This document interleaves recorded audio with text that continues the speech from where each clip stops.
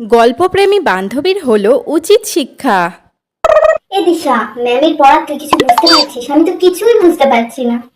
না রে, আমিও কিছু বুঝতে পারছি না। তুই ম্যামের দিকে তাকিয়ে থাক, তাহলে ম্যাম ভাবে আমরা দুজনেই পড়া বুঝতে পারছি। ধুর, পড়াই বুঝতে পারছি না, হা হা করে তাকিয়ে কি করবো? চল গল্প করি।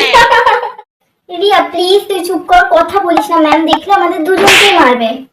রিয়া, দিশা, তোমরা অনেকক্ষণ ধরে দেখছি ক্লাস চলাকালীন কন্টিনিউ কথা বলে যাচ্ছ। তো এতক্ষণ আমি তোমাদেরকে যে পড়াটা বোঝালাম, তোমরা দুজন বলো দেখে কি বুঝেছো?